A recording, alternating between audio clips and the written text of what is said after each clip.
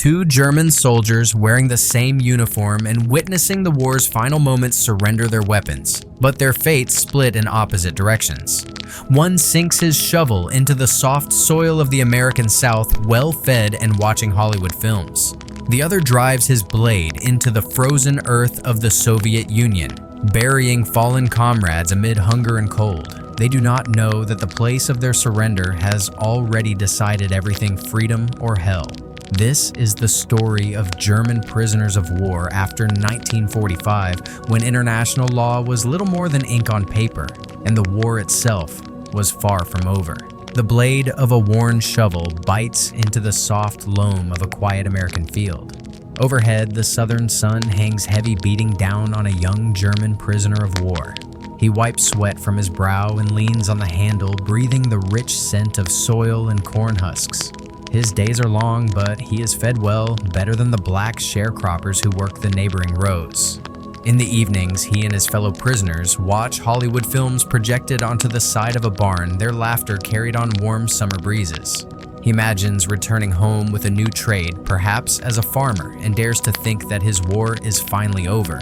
Far away across a continent and an ocean, another German soldier wrestles his own shovel through the frozen earth of a Soviet graveyard. Each thrust sends a sharp tremor through his blistered hands. Around him, the wind carries the groans of men weakened by starvation and months of brutal labor. After a stint in a bleak detention center, he and his comrades were marched here, ordered to bury the dead, their faces hollowed by hunger and cold. They have no films to watch, no soft soil to turn, only the dull ache of survival. Here, every breath is a gamble against frostbite and disease.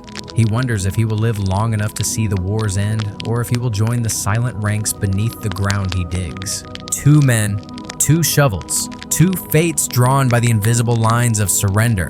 One is treated like a hired hand, the other like a disposable tool. Their only difference is where they were captured. For millions of German soldiers in 1945, destiny hinged not on courage or cunning, but on whether they laid down their arms before an American sentry or a Soviet rifle. This is the cruel lottery of war's aftermath. Victory in Europe. I-Day was supposed to mark the end of bloodshed. Instead, it opened a new chapter of uncertainty for the defeated. Roughly 11 million German soldiers fell into Allied hands when the Third Reich collapsed. Some would spend their captivity planting crops under a wide American sky. Others would toil in frozen factories deep in the Soviet Union, their names forgotten even by those who sent them there. History often reduces war to maps and treaties, but its true weight is carried in the lives of individuals. Like these two soldiers, men who woke up one morning as warriors and went to bed as prisoners. Their stories, separated by oceans but bound by a single shattered nation, remind us that the end of combat is not the end of suffering. For German soldiers in 1945, peace came not with parades, but with a question as cold and unforgiving as the Soviet winter: who now holds your fate? When the guns finally fell silent on May 8, 1945, Victory in Europe Day, the world exhaled in relief. Cities from London to Moscow erupted in celebration. Yet for roughly 11 million German soldiers, the war was anything but over. They laid down their weapons, expecting that as prisoners of war they would soon return home. Instead, they discovered that captivity was a new battlefield where politics and vengeance could weigh heavier than bullets. The sheer scale of their surrender was staggering. About 8 million Germans were captured by the Western Allies, the United States, Britain, and France, while nearly 3 million fell into Soviet hands. International law, particularly the 1929 Geneva Convention, stated clearly that prisoners of war must be repatriated as soon as hostilities ceased. On paper, that meant these men should have been boarding trains and ships back to Germany within weeks of the Nazi surrender. But law on paper is not law in practice. The Western Allies were signatories to the Geneva Convention, yet even they hesitated. Europe was a continent in ruins, cities reduced to rubble, industries crippled, farmland scarred. The victors wanted reparations not just in currency, but in sweat and labor. German manpower, millions of able-bodied men, looked like a solution to the monumental task of rebuilding. The Soviet Union, for its part, had never signed the Geneva Convention at all. Joseph Stalin saw no legal or moral obstacle to seizing the defeated enemy as a workforce. To the Kremlin, these German soldiers were not merely prisoners. They were a living resource, a human down payment on the unimaginable suffering the Soviet people had endured. More than 20 million Soviet citizens had died during the war, their villages and cities burned to ash. In Moscow's eyes, every German body that could swing a hammer or lay a brick was a rightful form of compensation. So the fate of a captured German soldier depended almost entirely on the color of the flag over the camp where he was marched. Captured in Bavaria and handed to American forces. You might pick fruit in Georgia or repair roads in France with regular meals and a chance to write letters home. Caught on the crumbling Eastern Front and seized by the Red Army. Expect years of grueling labor in the icy depths of Siberia with disease and starvation as constant companions. For many, the months immediately following VE Day were a time of anxious limbo. Rumors ran wild through the barbed wire compounds that ships were waiting to carry them home, that they would be traded for Allied prisoners, that mass executions were planned. Families back in Germany waited for news that rarely came. Mothers and wives lined up at makeshift offices, clinging to fading photographs, desperate for any scrap of information about their sons and husbands. This uncertainty gnawed at soldiers who had survived years of combat. They had endured shell fire and tank assaults only to confront an unpredictable peace.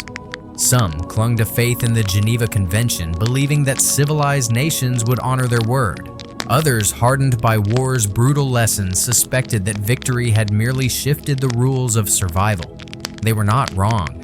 What followed was a vast, improvised system of prisoner management, unlike anything Europe had seen before. Camps mushroomed across continents. Some were little more than open fields ringed with wire. Others were former Nazi barracks now crammed with their previous occupants. Guards, American, British, Soviet, French, were often as unprepared as their captives for the long, tense months ahead. It was a new kind of war, a quiet contest of endurance and policy, fought not with guns but with rations, paperwork, and the hard calculus of reconstruction. For the German soldiers who had imagined an end to their ordeal on VE Day, the reality was stark. Their lives were no longer their own. They were pawns in a geopolitical struggle where international law was merely a suggestion, and the true cost of peace was measured in human labor. 3 months before the thunder of victory echoed across Europe, the men who would shape the post-war world gathered on the windswept Crimean coast. In February 1945, President Franklin D. Roosevelt of the United States, Prime Minister Winston Churchill of Britain, and Soviet Premier Joseph Stalin arrived at the opulent Levadia Palace in Yalta. Their official purpose was to chart the defeat of Nazi Germany and envision a new global order. Yet behind the diplomatic smiles and toasts lay a grimmer agenda deciding the fate of a shattered nation and the millions of German soldiers who would soon lay down their arms. The Yalta Conference unfolded against a backdrop of both triumph and exhaustion. The Red Army was pushing relentlessly toward Berlin, suffering unimaginable casualties, but steadily breaking the Nazi war machine. In the West, Allied forces had liberated Paris and were driving across the Rhine. Everyone at the table understood that Germany's surrender was only a matter of months. The question was not if the Reich would fall, but what would rise from its ruins. Roosevelt, weakened by illness, yet determined to secure a lasting peace, envisioned the United Nations as a forum to prevent future global conflicts. Churchill, wary of Soviet ambitions, sought to protect Britain's imperial interests and to ensure that Europe's map was redrawn in a way that restrained Moscow's influence. Stalin, the wily survivor of purges and war, had a simpler, colder priority to guarantee that Germany could never again invade the Soviet Union. For him, reparations were not merely financial, they were physical. He demanded German labor steel and machinery to rebuild the scorched earth of his homeland. During late-night meetings filled with tobacco smoke and hard bargaining, the leaders agreed to divide Germany into occupation zones, controlled by the United States, Britain, and the Soviet Union, with a later French zone carved from the Anglo-American sectors. But there was more than cartography at stake. They debated monetary reparations, the prosecution of Nazi leaders, and the forced use of German prisoners of war as a labor force. Stalin argued bluntly that millions of German captives should toil for up to 10 years to compensate for the destruction they had wrought.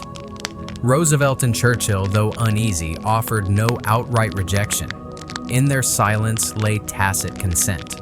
This understanding, never fully formalized but clearly implied, meant that when German soldiers surrendered, their future was already sketched in the Yalta Accords. The Geneva Convention might promise swift repatriation, but the great powers had quietly agreed that the defeated would pay in sweat and muscle. To Stalin, this was justice.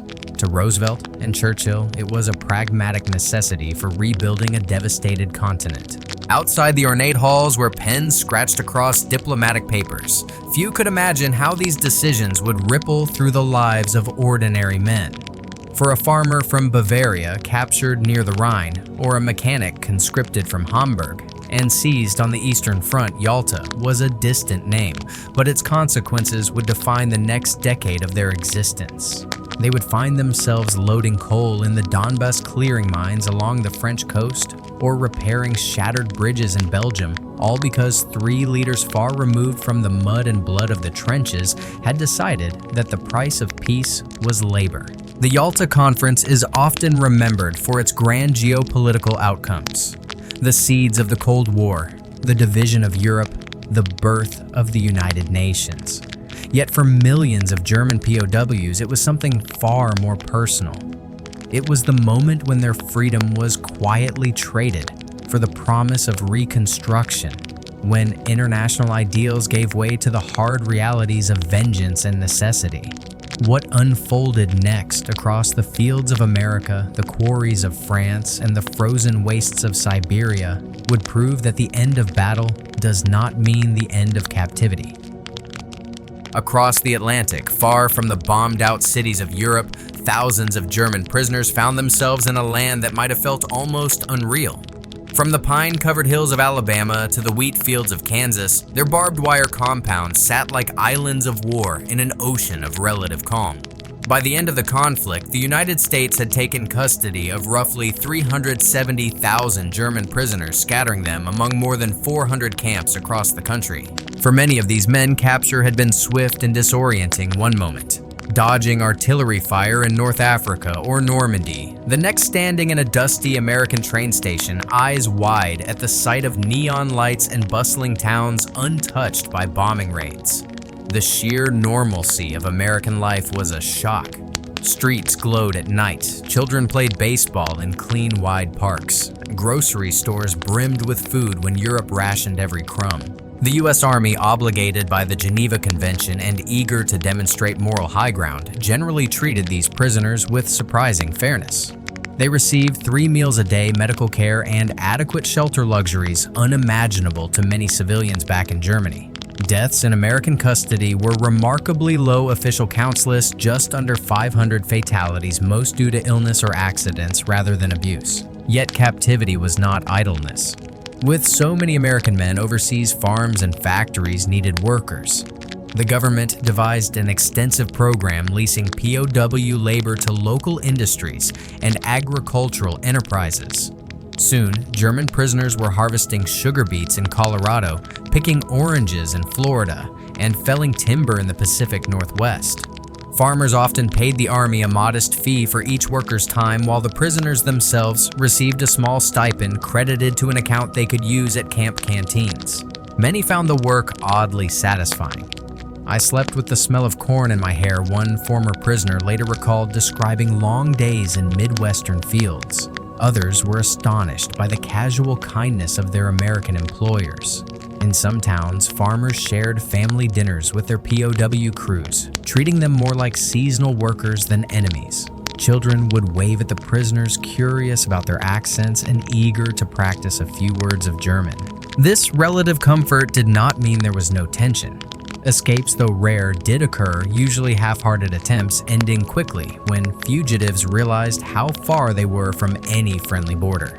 Guard towers and patrols remained a constant reminder that these men were captives, not guests. And some Americans, particularly those with loved ones killed in the war, resented seeing enemy soldiers well-fed while rationing persisted at home. Still, a strange camaraderie often developed.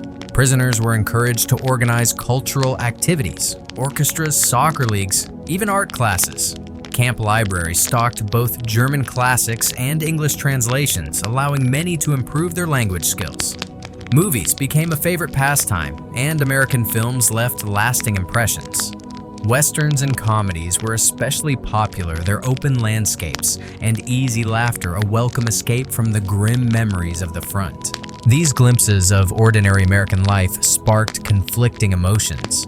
Some prisoners began to question the propaganda they had absorbed under the Nazi regime. They saw black and white soldiers sharing meals in the army mess, though they also noticed the racial segregation still embedded in American society.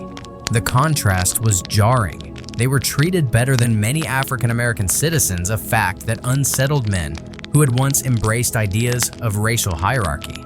Letters home, when allowed, carried a careful optimism. "We are well treated," one soldier wrote to his parents in Bavaria, "but we long for the day we can see our homeland again." For families in war-torn Germany, such words were a fragile comfort proof that their sons lived and might one day return. Repatriation, however, was not immediate. Even after Germany's unconditional surrender, the demand for labor kept many POWs working months and, in some cases, years beyond the war's official end. As Europe lay in ruins, American authorities argued that these men should help rebuild what their armies had destroyed. Some prisoners were transferred to Europe to assist Allied reconstruction, while others remained stateside through 1946, harvesting crops and repairing infrastructure before finally boarding ships home. When they did return, they carried complex memories.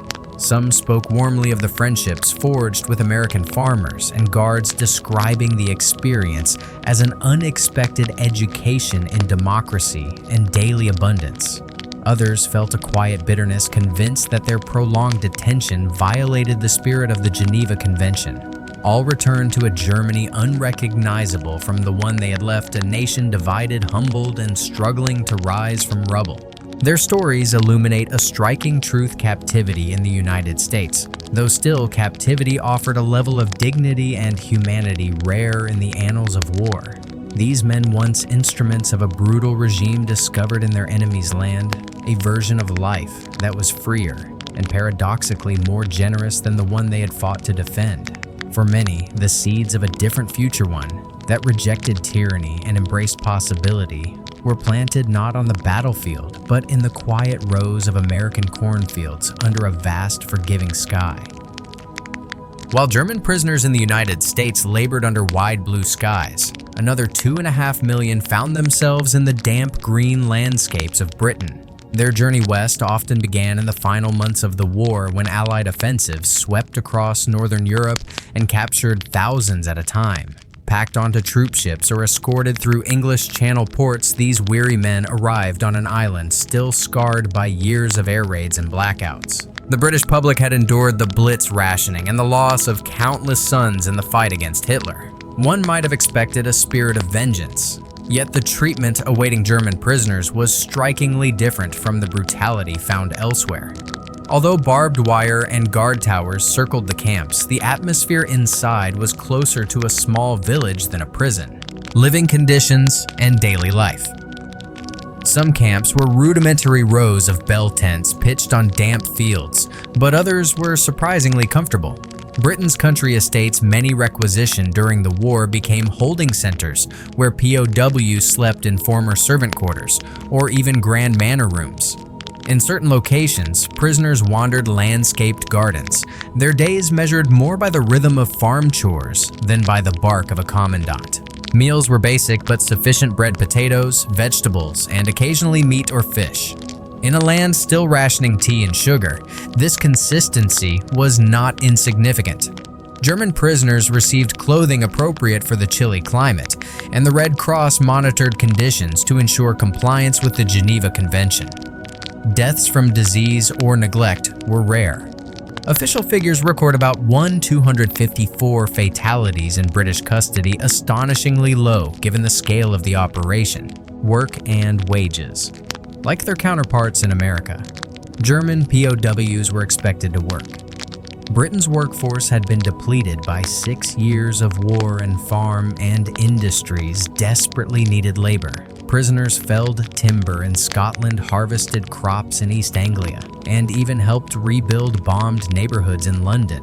They earned a small daily wage, 2 shillings credited to their camp accounts. Though modest, it allowed them to buy cigarettes, toiletries, or paper for letters home. Guarded work parties often trekked through nearby villages, shovels over their shoulders, greeted by curious stares. Over time, hostility softened into acceptance. Farmers praised their diligence. Children exchanged sweets for bits of German candy or coins. Some locals even invited prisoners to family dinners during holidays. Against the backdrop of a war that had claimed millions of lives, these small human gestures hinted at reconciliation before diplomats ever spoke of it. Education and culture behind the wire. British authorities also encouraged educational programs. Prisoners formed orchestras, staged plays, and attended classes ranging from English language to philosophy. One camp in Surrey became famous for its lectures on democratic ideals, which many former prisoners later credited with shaping their post-war views. Art and music flourished. Watercolors of the English countryside, carved wood figurines, and camp newspapers filled with poems and essays survived long after the barbed wire came down. Such activities served both practical and ideological purposes. Keeping men occupied reduced escape attempts and unrest, but they also introduced prisoners to concepts of liberal democracy and free expression, ideas the Nazi regime had sought to extinguish. For some, the camp classrooms became the first encounter with open debate and uncensored thought, interrogation, and the shadows of war. Yet this polite captivity was not without darker undertones. British intelligence agencies, eager to glean information about Nazi strategies and war crimes, sometimes used harsh interrogation tactics. Prisoners suspected of atrocities faced intense questioning, and historians have uncovered instances of physical and psychological pressure bordering on torture. While not widespread, these practices revealed the tension between Britain's commitment to humane treatment and the desperate pursuit of justice, friendships, and friction. Despite these complexities, many Germans formed genuine bonds with their guards and neighbors. Letters from the period recount evenings of music shared between captor and captive, of impromptu soccer matches, where sides were chosen by skill rather than nationality. Some relationships went further when restrictions eased after the war. A number of former prisoners married British women, choosing to remain in the country that had once called them enemy. Still, not every interaction was warm. In some towns, resentment lingered, especially among families who had lost loved ones to German bombs or U-boats. Occasionally, local newspapers bristled at the sight of prisoners strolling freely to work or enjoying tea with the villagers. "They killed our boys," one letter to the editor fumed, "and now we fate them with hospitality." The tension between grief and humanity played out quietly in village squares and market lanes, a microcosm of the wider struggle to reconcile wartime hatred with post-war reality. A different kind of captivity. For the German soldiers themselves, Britain offered a paradoxical experience. They were prisoners watched and counted, yet often treated with a courtesy that unsettled those steeped in Nazi propaganda about Allied cruelty. Some arrived defiant and left with softened views, writing years later of a surprising affection for the country of their confinement. Others carried guilt and unease, haunted by memories of their own army's brutality in occupied Europe. As months turned to years, Britain gradually released or repatriated its prisoners. By 1948, most had returned to Germany, though a small number stayed voluntarily, drawn by jobs, friendships, or love. Many would later speak of their time in British camps as a pivotal chapter, a period of reflection that exposed them to new ideas and helped them envision a different kind of future. In the grand narrative of World War II, these quiet human exchanges rarely make headlines, yet they mattered. In fields of barley and on muddy soccer pitches, former enemies began the slow work of understanding one another. Britain's treatment of German POWs did not erase the horrors of the war, but it offered a glimpse of what reconciliation might look like, an unexpected bridge between two nations once locked in mortal combat. If captivity in the United States and Britain was a cautious experiment in humane treatment, the experience awaiting many German soldiers in post-liberation France was something far more punishing. For a nation that had suffered occupation humiliation and the devastation of its cities and countryside, vengeance often outweighed the letter of international law. Between the summer of 1944 and the end of 1945, hundreds of thousands of German POWs passed through French hands. Their reception reflected a country both rebuilding from war and burning with a desire for retribution. A nation seething with anger. France's scars were raw. 4 years of Nazi rule had left its economy in tatters and its people traumatized. Entire towns bore the memory of massacres, such as Oradour-sur-Glane, where hundreds of civilians were slaughtered. Resistance fighters and ordinary citizens alike had endured torture and execution. When the German surrender came, the desire to punish the invaders was not merely political, it was personal. German prisoners disembarking from Allied transport trains often encountered mobs of civilians hurling stones, spitting, or screaming insults. Some were struck with sticks or fists as they were marched to makeshift holding pens. French guards, many of whom had lost family members or suffered imprisonment themselves, sometimes turned a blind eye or even joined in. The air was thick with a sense that justice long delayed was finally at hand. Brutal conditions in the camps. While the Western Allies had committed to the Geneva Convention standards, France struggled to meet even minimal requirements. The nation's infrastructure was wrecked, food supplies were thin, and resentment simmered at every level. Into this volatile environment poured nearly 1 million German POWs, including many transferred from American custody as part of post-war agreements. The conditions were often abysmal. Some camps were little more than open fields encircled by barbed wire, offering scant shelter from the elements. Prisoners slept in mud or on bare ground exposed to rain and cold. Rations were desperately inadequate, sometimes less than 900 calories per day, a figure chillingly close to the starvation diets imposed by the Nazis on the Warsaw Ghetto. In the notorious camp at Saar, an average of 12 men died every day from disease or malnutrition. Dysentery spread rapidly in overcrowded barracks. Lice infestations and untreated wounds compounded the misery. Prisoners grew skeletal, their uniforms hanging like rags from their frames. Red Cross observers warned of imminent starvation for nearly 200,000 POWs in French custody during the summer of 1945. America's uneasy role. The United States, having transferred prisoners to France to aid reconstruction, soon faced uncomfortable truths. American officers visiting the camps reported conditions that violated the Geneva Convention. Horrified by what they found, U.S. authorities halted further shipments of POWs and pressured Paris to improve treatment. Officially, Washington reminded the French government of its legal obligations. In practice, enforcement proved elusive. The French economy was in ruins and food shortages were acute even for civilians. Many in Paris argued that Germany had inflicted far worse suffering on France and deserved no mercy. Behind closed doors, Allied officials debated whether harsh conditions were a tragic necessity or a moral failure. For the prisoners enduring hunger and disease, such debates offered little comfort. Forced labor for a broken nation. Despite international criticism, the French government relied heavily on POW labor to rebuild the country. Farms needed workers to replace those killed or displaced. Rail lines, roads, and factories required massive repairs. By the end of 1945, over 1 million German captives were being used as a labor force, performing tasks from clearing debris in bombed cities to cutting timber in remote forests. Many of these assignments were dangerous. Prisoners were ordered to clear minefields, a task that claimed thousands of lives or left men permanently maimed. Survivors later recalled walking across fields with primitive detectors' hearts pounding as they probed for hidden explosives, each step a gamble with death. Others worked in quarries and sawmills, hauling heavy stones or lumber for long hours with little food to sustain them. French authorities justified this exploitation by insisting that the prisoners were not technically prisoners of war at all. With the German government dissolved after Hitler's death, they argued the captives were simply disarmed enemy personnel, a legal sleight of hand that skirted the Geneva Convention. For the men wielding shovels and risking their lives on minefields, the distinction was meaningless. Human connections amid hostility, yet even amid cruelty, moments of humanity emerged.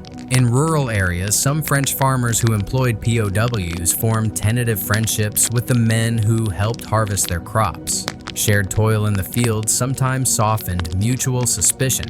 A few Germans learned French. A few French villagers, especially children, exchanged shy smiles or small gifts. These fragile connections did not erase the pain of occupation, but they hinted at the possibility of reconciliation once rage cooled. Still, these gestures were exceptions. For most German prisoners, France remained a place of bitter captivity. Diaries and letters smuggled out of camps speak of endless hunger, cold nights, and the constant awareness that many guards and civilians wished them dead.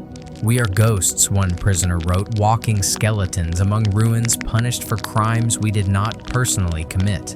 Gradual repatriation. Over time, international pressure and the waning of immediate post-war fury led to improvements. By late 1946, rations increased and medical oversight improved. The French economy slowly stabilized, reducing the need for forced labor. Repatriation began in earnest, though it stretched on for years. Some prisoners were not released until 1948 or later, having spent more than 3 years in captivity after the war had officially ended. When these men finally returned to Germany, they carried memories darker than those of comrades held by the Americans or British. Many were emaciated, ill, or psychologically scarred. Their stories of starvation rations, brutal labor, and the bitter taste of vengeance would fuel debates in post-war Germany about Allied conduct and the blurred line between justice and retribution.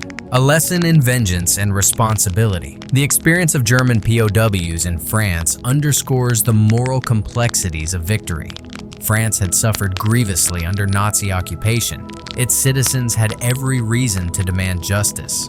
Yet the hunger for retribution produced suffering that, while far from the industrialized horror of the Holocaust, nonetheless violated international norms. This dark chapter forces an uncomfortable question when a nation has been brutalized. How does it balance justice with humanity? The French response was shaped by trauma scarcity and righteous anger, but it also served as a warning. Even the victims of oppression can become oppressors when vengeance eclipses mercy. For the German soldiers who trudged through minefields or wasted away behind barbed wire, these nuances mattered little. Their captivity in France was a daily ordeal, a harsh epilogue to a war they had already lost. Unlike their comrades in the United States or Britain, they were not. The end of fighting in May 1945 did not mean an immediate return home for most German soldiers. Instead, a vast new system of compulsory labor swept across Western Europe as Allied nations sought both to rebuild their shattered economies and to make Germany pay for the destruction it had caused. In practice, this meant that hundreds of thousands of captured Germans simply traded the front lines for work gangs scattered across the continent. Reparation by muscle. The logic was simple and brutal. The defeated would repair what they had destroyed. Britain and the United States, while officially committed to the Geneva Convention's demand for rapid repatriation, quietly allowed and even encouraged the transfer of POWs to countries hungry for labor. France was the primary recipient, but it was hardly alone. By the end of 1945, roughly 1 million German prisoners had been leased to the French for reconstruction projects. Belgium received about 64,000, the Netherlands around 10,000, and Luxembourg roughly 5,000. Each nation had its own scars. Belgium's ports and railways lay in ruins. The Netherlands struggled to reclaim farmland inundated by deliberate German flooding. Luxembourg faced the daunting task of rebuilding bridges and clearing the Ardennes of unexploded ordnance. For these governments, German POWs were both a symbolic and practical solution, living reparations in uniform, hard hats, and hardship. The assignments ranged from tedious to deadly. Many prisoners laid track for railroads, repaired bombed-out roads, or worked long shifts in sawmills and stone quarries. Others were ordered into the dangerous business of mine clearance, combing beaches, fields, and riverbanks for thousands of hidden explosives left by retreating German forces. The work was backbreaking and perilous. Estimates suggest that around 2,000 POWs were killed or maimed each month while clearing mines in Western Europe during the first post-war years. Survivors described the unnerving rhythm probe the soil feel for resistant sweat, in silence, then the sudden crack of an accidental detonation. Every misstep could mean death, and protective equipment was scarce. Food and shelter varied by location. Some camps, especially in Belgium and the Netherlands, offered rations sufficient to maintain health if not comfort. In others, prisoners endured thin soups and overcrowded barracks, working long hours on calories barely above subsistence levels. Letters, when allowed, often spoke of endless days of labor and hunger, of blistered hands and backs bent from lifting timber or stone. Legal gray zones. How could the Allies, particularly those bound by the Geneva Convention, justify what was effectively forced labor? The answer was a clever, if ethically shaky, piece of legal maneuvering. With Hitler dead and the Nazi state dissolved, many Allied officials argued that captured Germans were no longer prisoners of war in the strict sense. They were reclassified as disarmed enemy forces, or similar terms categories not explicitly covered by the 1929 Convention. This semantic shift allowed governments to claim that compulsory labor did not violate international law, at least on paper. In reality, the practice stood in clear tension with the spirit of the convention. Critics, including some American officers and Red Cross representatives, pointed out that the reclassification was a thin veil for exploitation. But the political will to challenge it was weak. Europe needed rebuilding, and the German prisoners were an abundant, inexpensive workforce. Life among former enemies, despite the harsh conditions, encounters between prisoners and civilians were not uniformly hostile. In Belgium and the Netherlands, where food shortages were acute, some villagers shared scraps of bread or fruit with the young men toiling in their fields. Children often approached the workers with shy curiosity, asking for German songs or stories. Over time, limited friendships bloomed, moments of shared humanity amid the drudgery of reconstruction. Still, resentment simmered. For many Europeans, these prisoners were the embodiment of an occupying army that had bombed their towns and stolen their harvests. Civilians sometimes jeered at work details or reported minor infractions to guards who might respond with beatings or the confiscation of precious food. The tension was particularly sharp in areas that had suffered brutal reprisals during the war, where memories of massacres or deportations were still raw. The American role. The United States played a complicated part in this system. Having captured the majority of German POWs, the U.S. military initially transferred large numbers to France and other allies to help with reconstruction. But reports of maltreatment soon reached Washington. Investigations by American officers and the International Committee of the Red Cross documented inadequate rations, overcrowding, and alarming death rates in some French camps. By late 1945, the U.S. government began pressuring France and other recipients to adhere more closely to Geneva standards and even halted some transfers. Yet the practice of using German prisoners for labor did not stop. For many American commanders, the urgent need to stabilize Western Europe and counterbalance Soviet power outweighed concerns about legal niceties. The result was an uneasy compromise, official disapproval paired with quiet tolerance. Gradual repatriation. As the immediate post-war crisis eased, the rationale for mass forced labor weakened. European economies slowly regained footing, and public opinion in some countries began to question the ethics of prolonged captivity. Repatriation efforts gained momentum in 1946 and 1947, though the pace varied. By 1948, most German prisoners in Western Europe had been released, but pockets remained, men still quarrying stone in the Ardennes or clearing mines along the Dutch coast 3 full years after Germany's surrender. For those finally allowed to return home, the journey was bittersweet. They had survived a war and a punishing captivity only to face a homeland in ruins. Families were scattered. Cities lay in rubble. Food was scarce. Some men carried physical scars from accidents or malnutrition. Others bore quieter wounds, the memory of endless days spent laboring for former enemies. The uneasy knowledge that their suffering, though real, paled beside the atrocities their own nation had inflicted. A complicated legacy. The use of German POWs as a reconstruction workforce left a tangled legacy. To Allied governments, it was pragmatic justice, Germany's soldiers helping to rebuild the nations their armies had destroyed. To many prisoners, it felt like collective punishment that blurred the line between victor and oppressor. Historians continue to debate the morality of the practice. Some argue that compared to Nazi forced labor and the devastation inflicted on occupied populations, the Allies' actions were relatively restrained. Others counter that justice loses its force when it mirrors the methods of those it seeks to condemn. For the men who once marched under the swastika and later swung hammers in foreign quarries, such debates mattered little. Their memories were etched not in legal arguments, but in the rhythm of the workday, the sting of stone dust in their lungs, the clatter of pickaxes, the distant tolling of church bells in towns they would never call home. In the vast mosaic of World War II's aftermath, the story of these forced laborers is a reminder that victory often comes with its own shadows. The war had ended, but the suffering and the moral ambiguities endured, carried in the calloused hands of men rebuilding a continent that still saw them as both enemies and instruments of atonement. If the Western Allies wrestled with the legalities of prisoner labor, the Soviet Union embraced it with ruthless clarity. To Joseph Stalin and his inner circle, German soldiers were not captives to be repatriated, but resources to be consumed. The Soviet Union had lost more than 20 million citizens in the war, soldiers cut down at Stalingrad, civilians starved during the siege of Leningrad, entire villages burned to ash in Nazi reprisals. For Stalin, such wounds could not be healed with treaties or financial reparations. He demanded something more tangible, the bodies and labor of the defeated enemy. Planning for labor before the war ended. As early as 1944, with the Red Army pushing westward, Soviet planners began drawing up blueprints for a vast program of forced German labor.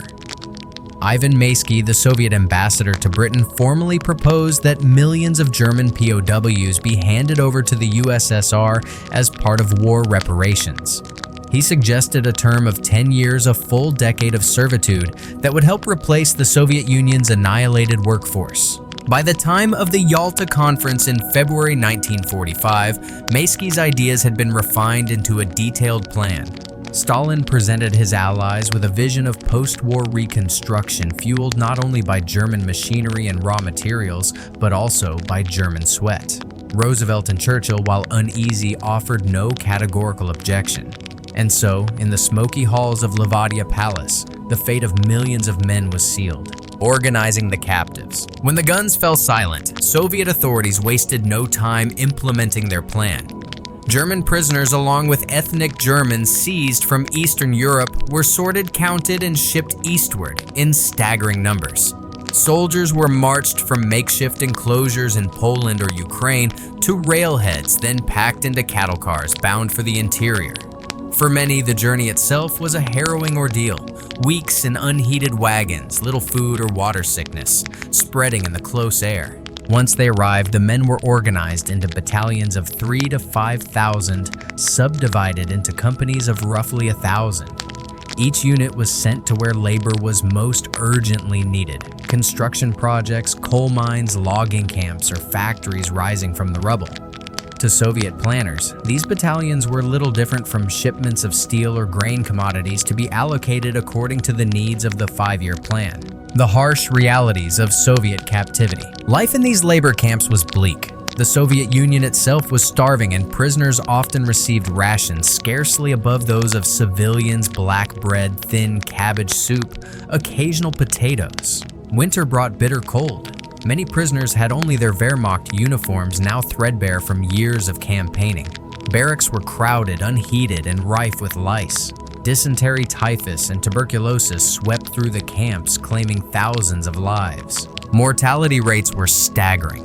Of the 3 million Germans held in Soviet custody, at least a third would die before repatriation. Some succumbed within months of capture, already weakened by the brutal fighting on the Eastern Front. Others wasted away slowly, their bodies broken by malnutrition and overwork. Survivors recalled the constant calculus of hunger, whether to eat the bread ration at once or ration it crumb by crumb to stretch through the day. Yet it would be a mistake to imagine deliberate extermination. Unlike the Nazis' mechanized killing, Soviet policy was driven less by ideology than by cold pragmatism. German prisoners were valuable only insofar as they could work. Killing them outright would have wasted a resource Stalin believed essential to rebuilding the USSR. Still, indifference and mismanagement could be just as lethal as bullets. Bad harvest, corrupt camp administrators, and inadequate medical care all conspired to make survival a matter of grim luck. The work they did. The tasks assigned to German prisoners were grueling and essential. Many labored in coal mines hauling heavy loads deep underground for 12-hour shifts. Others felled trees in the endless forests of Siberia, their axes echoing through the snow. In cities like Stalingrad and Kiev, POWs were forced to clear rubble, lay bricks, and pour concrete as Soviet engineers rebuilt shattered neighborhoods. Some were sent to work on grand infrastructure projects, dams, canals, railways, designed to knit the vast Soviet landscape back together. To the men wielding shovels, the irony was inescapable. They had once invaded this land as conquerors, and now they rebuilt it as slaves. One survivor later wrote, "We were repairing what we ourselves had destroyed, but not for forgiveness, only because our labor was the last thing of value we still possessed." The psychology of captivity. For German prisoners, the psychological toll was as crushing as the physical. Many had been indoctrinated by Nazi propaganda that portrayed Soviets as barbaric subhumans. Confronted with the reality of Soviet captivity, they found a harsher truth, not monsters, but cold, relentless administrators who viewed them as expendable tools. Letters, when they could be smuggled out, painted a bleak picture. "We live only to work," one soldier scrawled. "The dead are carried away at dawn. The living march to labor until night." Rumors of homecoming spread constantly, offering flickers of hope that were dashed by yet another winter, another assignment. The men watched comrades collapse beside them and wondered if they too would vanish into the anonymous mass of the dead. For those who survived, the memory of these years remained a scar that shaped the rest of their lives. A nation's pound of flesh. From the Soviet perspective, these sacrifices were justified. Every brick laid by German hands was seen as repayment for the villages burned in Ukraine, the fields razed in Belarus, the corpses left in the streets of Leningrad. To the Kremlin, each German prisoner was a living reparation, a small but tangible piece of justice for a war of annihilation. But the scale of the enterprise strained even Soviet resources. Feeding, housing, and guarding millions of prisoners was costly, and their contribution, roughly 5% of the USSR's total national income, fell far short of the ambitious dreams Maysky and Stalin had envisioned. Over time, Soviet industrial leaders began to complain that the prisoners were more burden than asset. The economic calculation, once so clear, grew murky. Still, in those first post-war years, the Soviet Union made its statement through labor. Germany had bled the Soviet people, and now Germany's sons would sweat and suffer in return. The shovels, picks, and wheelbarrows of millions of prisoners became the tools with which the USSR declared both vengeance and survival. By 1946, the grand Soviet experiment of using millions of German prisoners as a workforce was beginning to crack under its own weight. The plan had promised vast economic gains and a decade of free labor, but the reality was far more complicated. Keeping so many captives alive, clothed, and guarded drained the very resources the Soviet Union hoped to replenish. The cost of captivity. Rations for the camps were meager even by the desperate standards of post-war Russia. Prisoners often subsisted on a few ounces of bread and a watery cabbage soup, but supplying even those rations strained local authorities. Corruption siphoned off what little food was allocated. Camp commanders sometimes sold provisions on the black market, leaving prisoners to starve. The harsh Siberian winters only made the situation worse. Firewood was scarce, barracks drafty, and clothing thin. For the Soviet government, the promise of free labor became an accounting nightmare. Rail transport to move food and equipment to distant camps cost money and manpower. Guards required salaries and housing. Sick or starving prisoners produced less work, turning the forced labor enterprise into a barely sustainable operation. Economic reports from 1946 and 1947 showed an uncomfortable truth. Despite the enormous effort, German prisoners contributed only about 5% of the Soviet Union's national income. What Stalin and his planners had envisioned as a massive engine of reconstruction was instead a costly burden. Early releases in human calculus. Recognizing these limits, Moscow began releasing prisoners earlier than the promised decade of servitude. The first to go were those least able to work: the sick, the elderly, and those maimed by frostbite or disease. For these men, release often meant little more than being left to find their way home across a devastated continent, but it spared the Soviet state the cost of feeding them. Throughout 1945 and 1946, trains carrying emaciated Germans trickled westward. Some men were so weak they had to be carried from the rail cars. Others suffering from typhus or tuberculosis died before they could reach their families. Still, thousands made it back to Germany skeletal but alive, bringing the first eyewitness accounts of the brutal Soviet camps. By 1947, the Kremlin had grown more pragmatic. Foreign policy considerations now loomed larger. A divided Germany was emerging as the next arena of the Cold War, and the Soviets needed to maintain influence among the Germans who would rebuild the eastern sector. Releasing POWs gradually, especially those with technical skills, became a subtle way to win favor and goodwill, shifting political winds. International pressure also played a role. The Western Allies, particularly the United States, began pushing for the repatriation of all German prisoners by 1948, citing both humanitarian concerns and the Geneva Convention. Public opinion in Germany was growing restless. Families flooded Allied offices with petitions and letters demanding the return of sons and fathers. In West Germany, the plight of the Heimkehrer or homecomer became a rallying cry. Stalin, ever calculating, recognized the diplomatic value of concessions. While the Soviet Union refused to acknowledge any legal obligation, it had never signed the Geneva Convention. Moscow gradually agreed to joint commissions that coordinated the transfer of prisoners back to Germany. These arrangements allowed the Kremlin to appear cooperative while still controlling the pace of release. The long road home. For many, the journey back was as grueling as captivity itself.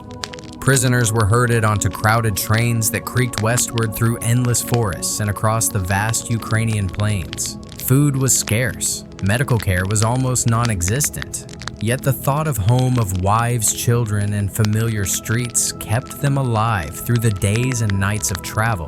By 1950, the majority of surviving German POWs had been repatriated, but thousands remained behind bars, particularly those accused of war crimes or considered politically dangerous. Soviet courts, often working from scant evidence, had convicted roughly 26,000 Germans of offenses, ranging from participation in massacres to simple membership in Nazi organizations.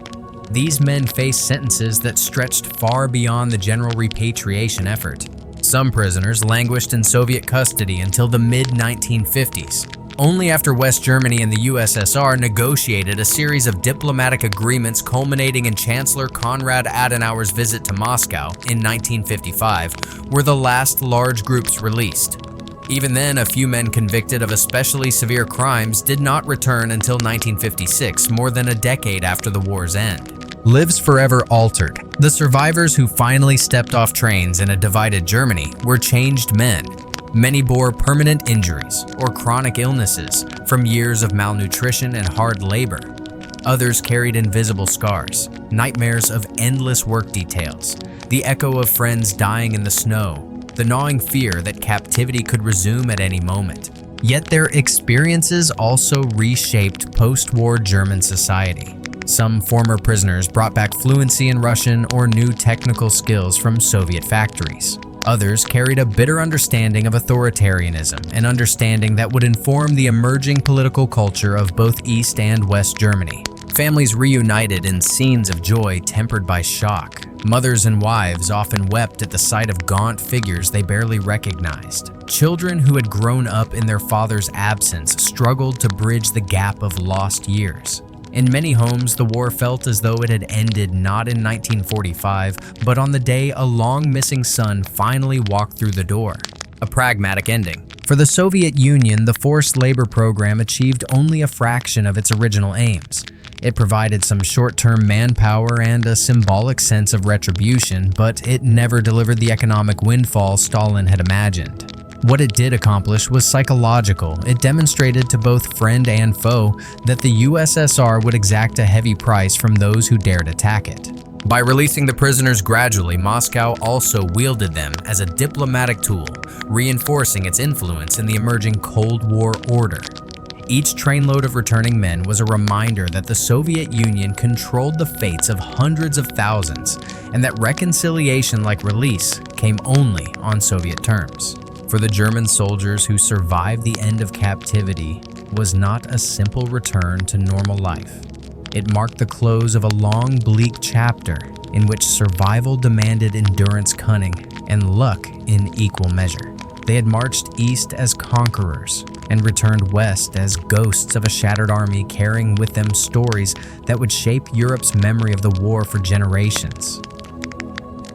When the long ordeal of captivity finally ended, millions of German soldiers stepped off trains into a homeland scarcely recognizable from the one they had left. Cities once proud with Gothic spires and bustling marketplaces now lay in ruins, vast stretches of rubble, where only the outlines of streets remained. Families were scattered or gone entirely, killed by Allied bombing or the relentless privations of total war. The Reich they had served no longer existed. In its place stood a defeated, divided Germany under foreign occupation. A nation under occupation. The Allied powers had carved the country into 4 zones: American, British, Soviet, and later French. Checkpoints, foreign soldiers, and new currencies became part of daily life. Streets echoed with languages once heard only in propaganda broadcasts. For returning soldiers, the shock was profound. Many had marched east, dreaming of conquest, only to come home to find themselves strangers in their own towns. Food shortages persisted. Ration cards were the currency of survival, and black markets flourished. Families reunited in tearful embraces, but celebrations were muted by hunger and grief. For some men, the hardest battles were not fought with rifles, but with the weight of guilt and the pressing need to provide for families who had endured years of bombing and deprivation. The policy of denazification. The Allies were determined to prevent any resurgence of militarism.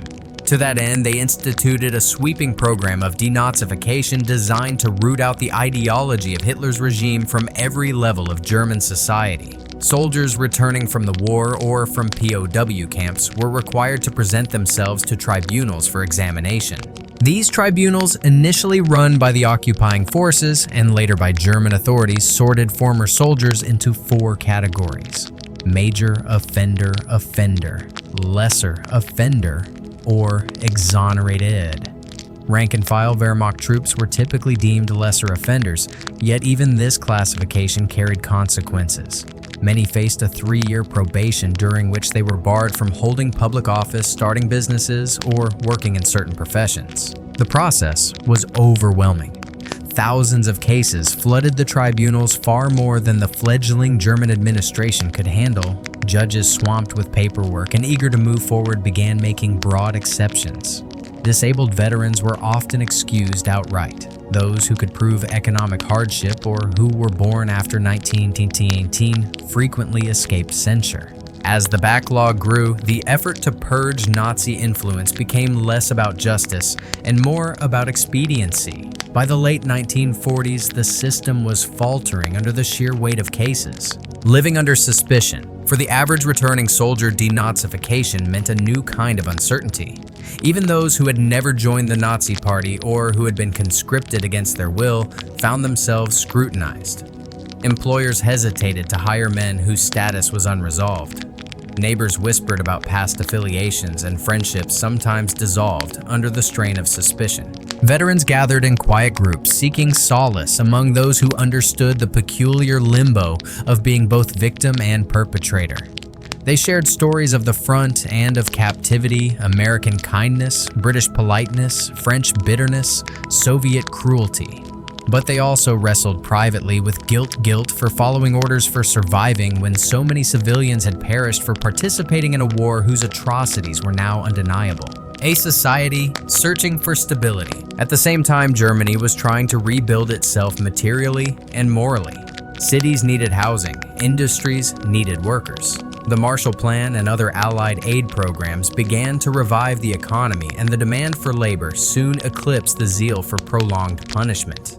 By the early 1950s, with Cold War tensions rising and the Western Allies eager to transform West Germany into a bulwark against Soviet power, the denazification process lost momentum. Public opinion shifted as well. Many Germans grew weary of the tribunals and skeptical of collective guilt. Families who had endured bombings and hunger bristled at the suggestion that they bore equal responsibility for Nazi crimes. "Why must we be punished again and again?" was a common refrain. As these sentiments spread, the once urgent mission of ideological cleansing gave way to a pragmatic desire for stability, quiet resistance, and the will to move on. Some returning soldiers resisted the process, openly refusing to register or simply disappearing into the chaos of post-war life. Others complied, but spoke bitterly of being treated as criminals for serving in what they viewed as their nation's army. Among them were men who had fought reluctantly, or who had never witnessed atrocities firsthand, yet who found themselves tarred by association. Still, there were those who welcomed the reckoning. They saw denazification as a painful but necessary step toward moral renewal. For these veterans, facing a tribunal was a chance to distance themselves from Hitler's regime, to declare that their loyalty had been to Germany, not to the ideology that had consumed it. The fractured homecoming. The experience of returning soldiers was as varied as the men themselves. Some came back to families that embraced them, eager to heal and rebuild. Others returned to empty houses and graves, the war having erased every trace of the life they once knew. Children who had grown up during their father's absence sometimes struggled to accept these gaunt, haunted men as parents. A former Wehrmacht private released from a Soviet camp in 1949 described the shock of reunion. "My daughter hid behind my wife when I entered. She was 5 years old and thought her father was dead. I could not speak. I only wept." For many, the transition from soldier to civilian was a battle all its own. Jobs were scarce. Trauma lingered. Yet amid the rubble, seeds of renewal were taking root. Churches reopened, markets bustled, young couples married, hoping to build lives untouched by the shadow of war. Slowly, painfully, Germany began to breathe again. Legacy of the homecoming. The story of these returning soldiers is more than a postscript to World War II. It is a testament to the complex aftermath of total defeat.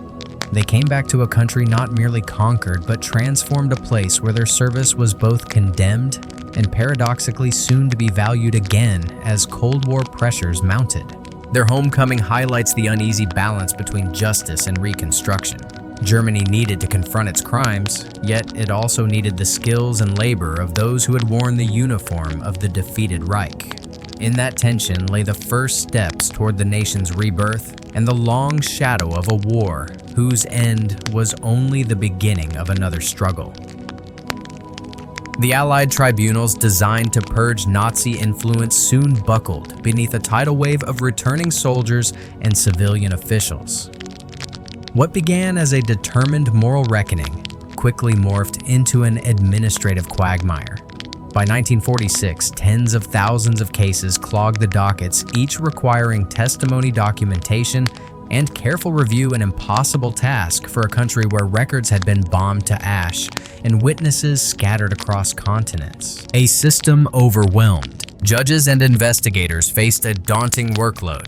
At first, they adhered strictly to the categories of major offender, lesser offender, and exonerated, but reality forced compromises. Entire units of former Wehrmacht troops filed through the tribunals, many claiming they had been mere conscripts or low-ranking soldiers. Proving otherwise required evidence the Allies often lacked. As months passed, the drive for meticulous justice yielded to the need for speed. Tribunals began to rely on questionnaires and affidavits instead of lengthy hearings. Decisions that once demanded days of deliberation were made in hours. It was not uncommon for a judge to process dozens of cases in a single afternoon. exemptions and loopholes. To clear the backlog, authorities created broad exemptions. Disabled veterans, men who could prove extreme poverty, and anyone born after 1919 often avoided judgment altogether. Local committees sometimes granted blanket amnesties to whole towns or work crews. What had started as a moral purge became by necessity a bureaucratic triage. This looseness carried real consequences. Individuals who had zealously enforced Nazi policies, Gestapo informants, camp guards, or enthusiastic party members could slip through with little more than a warning. Meanwhile, ordinary soldiers with no ideological ties still endured months of uncertainty, unable to secure steady work or reclaim property while their cases lingered. Public fatigue and shifting priorities. The German public's patience wore thin. Daily life remained harsh food shortages. Housing crises and the slow crawl of economic recovery overshadowed the political trials. Families wanted their men home and working, not sitting in judgment halls. Newspapers began to question the purpose of a process that punished some and overlooked others. International politics accelerated the change. By the late 1940s, the Cold War was crystallizing. The United States and its allies now viewed West Germany less as a defeated enemy and more as a potential partner against Soviet expansion. Washington quietly pressed for a faster end to denazification, fearing that prolonged humiliation might push Germans toward communist sympathies. Quiet resentment and private reckonings. For veterans, the tribunals left a complicated legacy. Some felt vindicated by exoneration, eager to rebuild their lives. Others carried a bitterness that simmered beneath polite society, believing they had been unfairly stigmatized for simply serving their country.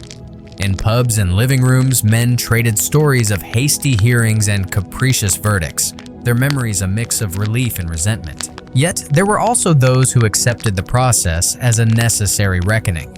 Survivors of Nazi persecution, Jews, political dissidents, and others watched the tribunals with a wary eye, hoping for accountability even as they recognized its imperfections. For them, denazification was a small but vital step toward acknowledging the crimes committed in their homeland's name. The slow fate of justice. By the early 1950s, denazification was largely abandoned. The occupying powers handed more authority to the new West German government, which prioritized economic revival over exhaustive investigations. Files were closed, records shelved, and many pending cases quietly dropped.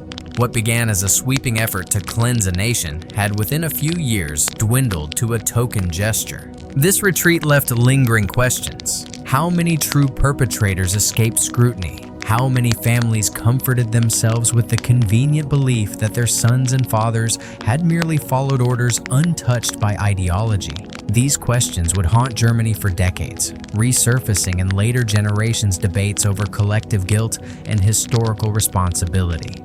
In the ruins of post-war Germany, denazification became both a symbol of accountability and a mirror of human limitation. It revealed the difficulty of separating guilt from survival ideology, from coercion and justice, from political expedience.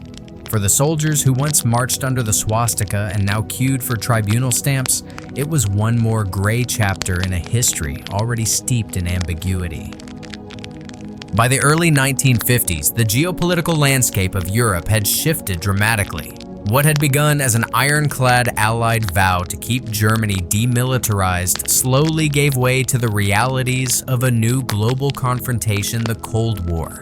The Soviet Union's growing influence in Eastern Europe and its tightening grip on East Germany made the Western Allies reconsider their stance. A strong, stable West Germany was no longer merely a defeated foe. It was now a potential partner and a crucial buffer against communist expansion. The turning tide. The Berlin blockade of 1948 to 49, during which the Soviet Union attempted to starve West Berlin into submission, served as a wake-up call. American and British airlifts broke the blockade, but the crisis revealed how vulnerable Western Europe remained. Political leaders in Washington, London, and Paris began to argue that a rearmed West Germany was essential to Europe's defense. At first, the idea provoked fierce debate. Only a few years earlier, Nazi armies had left the continent in ruins. Memories of the Blitz of occupied Paris of concentration camps were still painfully fresh. How could the Allies justify giving Germany weapons again? Yet the logic of deterrence proved persuasive. By the early 1950s, with the Korean War highlighting the global reach of communist aggression, the Western powers were ready to move. The birth of the Bundeswehr. In 1955, West Germany officially joined the newly formed North Atlantic Treaty Organization NATO, signaling a dramatic reversal of post-war policy. That same year, the Bundeswehr, West Germany's new armed forces, was created. Its mission to defend the Federal Republic and stand alongside other NATO members against any Soviet threat. Recruitment for the Bundeswehr inevitably turned to men who already knew the profession of arms. Many former Wehrmacht officers and soldiers, once branded enemies of civilization, found themselves in uniform again, this time wearing the insignia of a democratic Germany. Some even trained with the very weapons they had used against the Allies a decade earlier. For these veterans, the transformation was startling. A man who had been a POW in an American farm camp or a Soviet mine might now lead NATO exercises alongside British or French troops. Old adversaries became comrades in arms, sharing mess halls and military drills. It was an alliance forged less by friendship than by necessity, but it signaled that West Germany had moved from pariah to partner. Caution and control. The rearmament of West Germany was not without safeguards.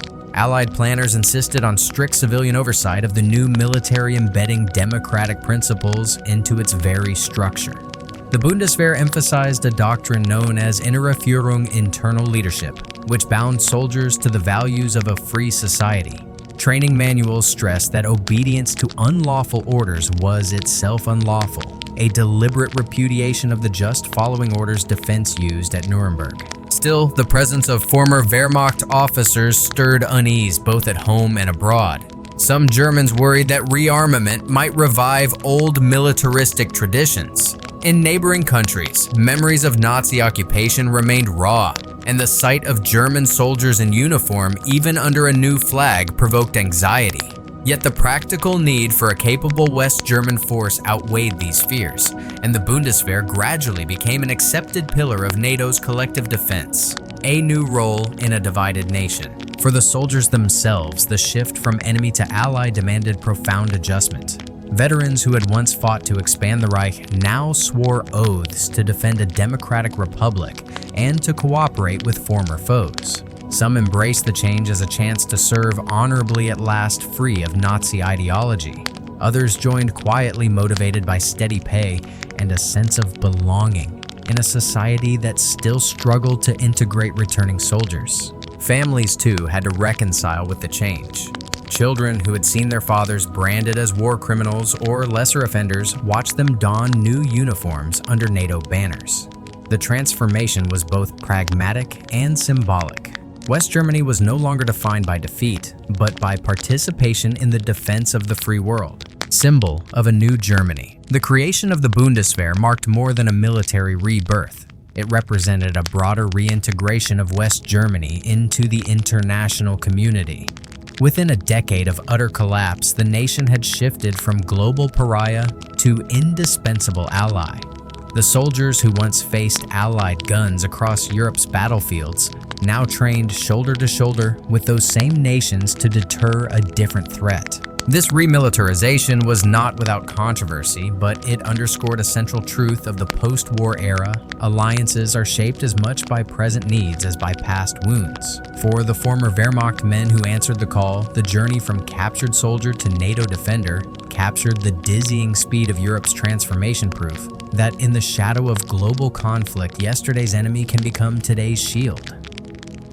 While ordinary German soldiers tried to rebuild their lives or even re-enter military service under the new democratic banner, the leaders of the Third Reich faced a far harsher reckoning. The Allied powers agreed that the architects of Nazi aggression and genocide must stand trial before the world. What followed were the Nuremberg Trials, a series of unprecedented international proceedings that would redefine the meaning of war crimes and set a new standard for justice. Preparing the trials. In late 1945, prosecutors and investigators from the United States, Britain, the Soviet Union, and France gathered mountains of evidence, captured military dispatches, secret diaries, photographs of concentration camps, and eyewitness testimony from survivors. Their goal was not merely to punish individuals, but to prove that the Nazi state had conducted a deliberate campaign of conquest and extermination, and that its leaders bore personal responsibility. The defendants represented every facet of the regime. There were high-ranking military officers such as Wilhelm Keitel, chief of the armed forces, and Alfred Jodl, operations chief of the Wehrmacht. Civilian leaders like Joachim von Ribbentrop, Hitler's foreign minister, and propagandist Julius Streicher sat beside them. Industrialists and financiers who had profited from slave labor were summoned as well, underscoring the breadth of culpability. Inside there or outside the courtroom. The main trial opened on November 20th, 1945 in the Palace of Justice in Nuremberg, a city chosen for its symbolic connection to the Nazi party rallies and for its intact courthouse. Judges from each allied nation presided. The world listened as prosecutors played films of liberated concentration camps, their grainy images of emaciated bodies shocking even those hardened by years of war. The defendants mounted a variety of defenses. Some claimed ignorance, others insisted they were merely following orders. A few attempted to portray themselves as reluctant participants coerced by Hitler's iron will. Yet the prosecution meticulously demonstrated how military and political leaders had cooperated to wage aggressive war and to carry out the Holocaust. The principle of crimes against humanity emerged from these proceedings, a revolutionary concept asserting that individuals could be held accountable for atrocities committed under state authority. The familiar defense of just obeying orders was rejected, establishing that moral responsibility transcends military hierarchy. Verdicts and sentences. On October 1st, 1946, the tribunal delivered its verdicts. 12 of the principal defendants, including Keitel, Jodl, Ribbentrop, and Streicher, were sentenced to death by hanging. Others received prison terms ranging from 10 years to life. Several, such as industrialist Albert Speer, expressed partial remorse and were spared execution, though they served long sentences in Spandau prison. One of the most notorious defendants, Hermann Göring, cheated the hangman by swallowing a hidden cyanide capsule hours before his scheduled execution. His suicide underscored the defiance and lingering mystique that surrounded some Nazi leaders even in disgrace. Broader prosecutions. The main Nuremberg trial was only the beginning.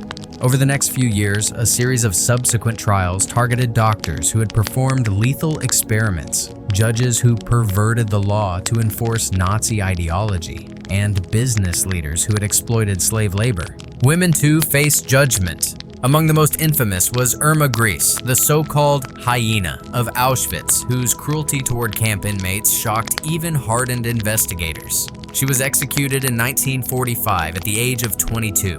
A rare instance of a woman receiving the death penalty for war crimes. These proceedings made clear that culpability extended beyond Hitler and his immediate circle.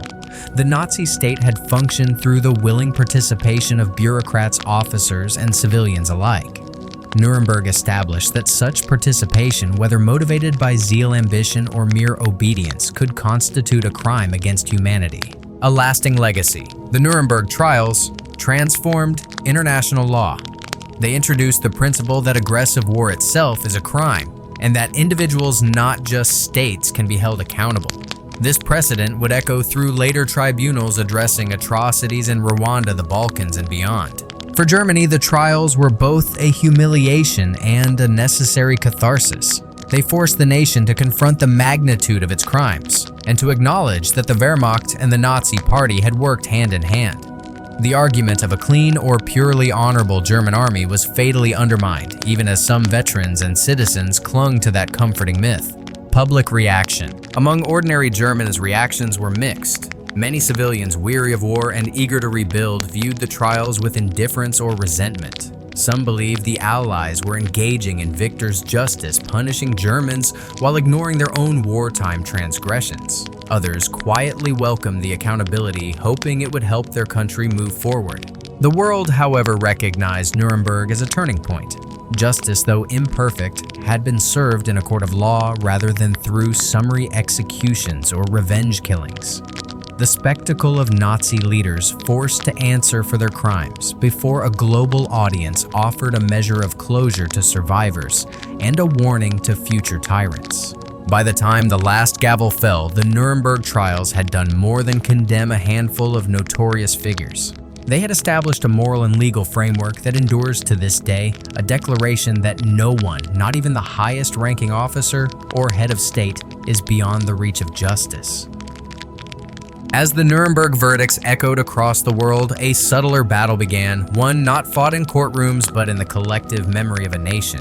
Many Germans, weary of war and humiliation, clung to a comforting narrative that the ordinary soldier of the Wehrmacht had fought honorably and bore no responsibility for Nazi atrocities. This belief, later called the clean Wehrmacht myth, would shape German society for decades. The birth of a convenient story. From the start, defense attorneys at Nuremberg had advanced the argument that soldiers were merely obeying orders trapped in a hierarchy where disobedience meant death. We were simply following commands, many declared, portraying themselves as cogs in a machine they neither designed nor controlled. Families of the accused embraced this defense. Wives and parents wrote letters to Allied authorities insisting their loved ones had no choice. Children whispered in schoolyards that their fathers had only done their duty. In a nation desperate for dignity, the idea of a blameless army offered solace. The Amnesty Movement. By 1949, with West Germany newly founded and the Cold War deepening, political leaders began to act on these sentiments. Chancellor Konrad Adenauer, eager to stabilize the fledgling republic and integrate it into the Western Alliance, announced plans for a general amnesty for many war criminals. In 1950, the government established the Advisory Board on Clemency for War Criminals to review sentences handed down by Allied courts. Families, veterans groups, and local officials flooded the board with petitions presenting medical records, character testimonials, and arguments of coerced service. Of the 105 cases reviewed in August 1950, alone 84 sentences were reduced or commuted. Some prisoners walked free after serving only a fraction of their terms. The official rationale was reconciliation, but the effect was to blur lines of culpability and feed the growing belief that only a small clique around Hitler, principally the SS and Gestapo, was truly guilty. The clean Wehrmacht takes hold. This revisionist narrative found fertile ground. Newspapers and popular histories began to draw a sharp distinction between the Wehrmacht, the regular German army, and the SS, the paramilitary force most directly linked to atrocities. According to the myth, the Wehrmacht had fought a conventional, even chivalrous war untainted by genocide or war crimes. Yet documents and testimony told a different story. Wehrmacht units had cooperated with the SS in mass executions, anti-partisan operations, and the deportation of Jews.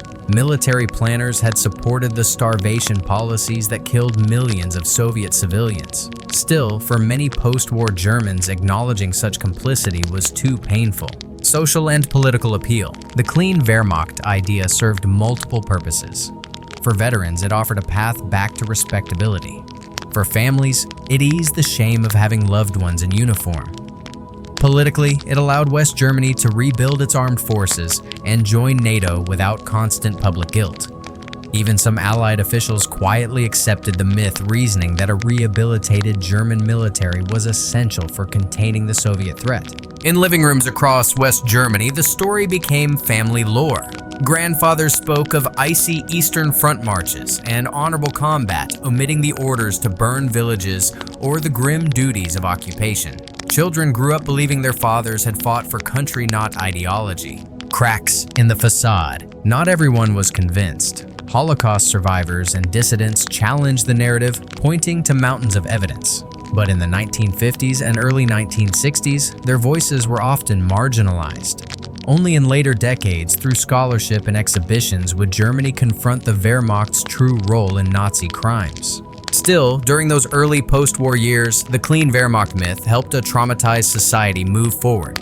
It offered the illusion of moral separation that, while Hitler and his henchmen were monstrous, the average German soldier had remained honorable.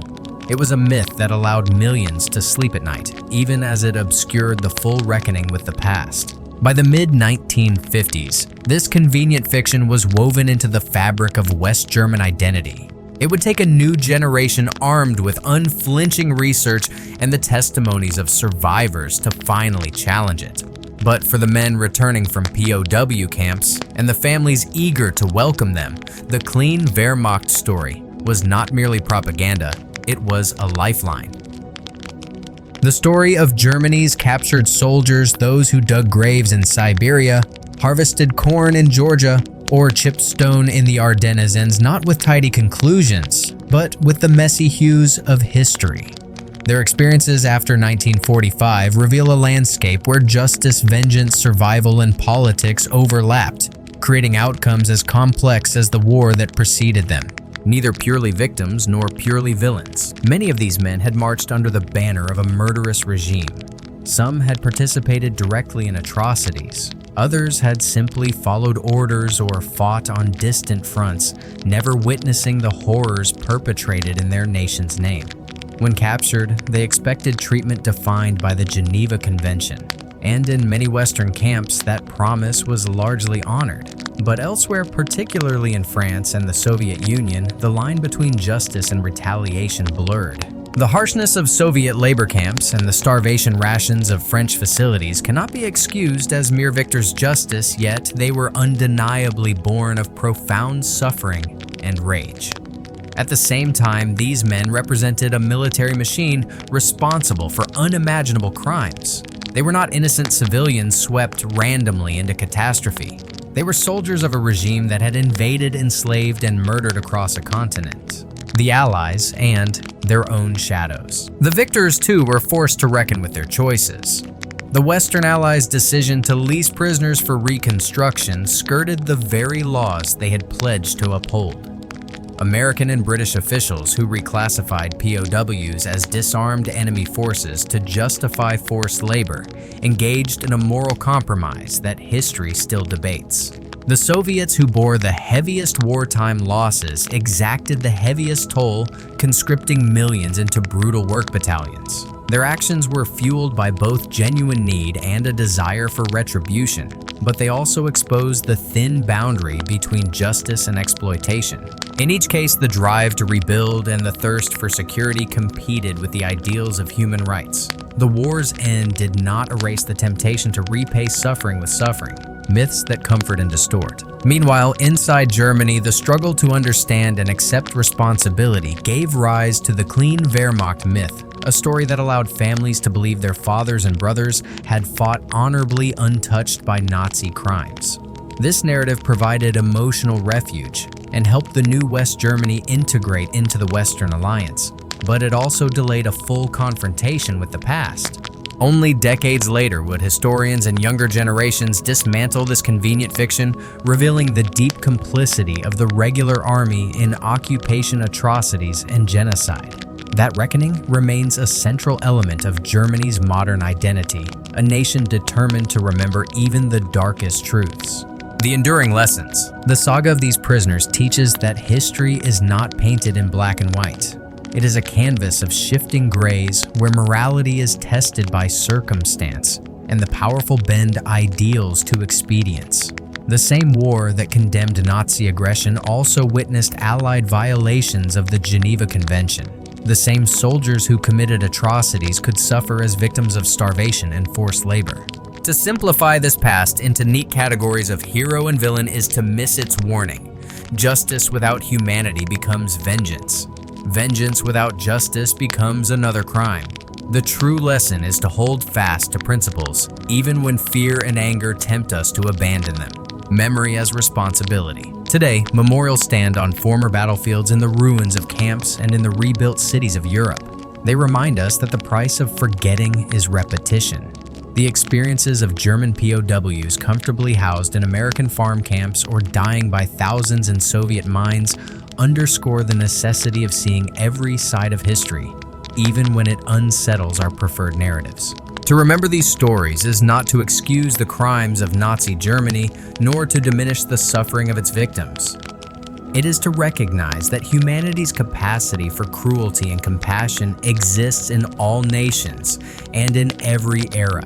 The war ended in 1945, but its moral challenges did not. They persist whenever the victorious consider what to do with the defeated, whenever justice and expedience collide, whenever memory becomes selective.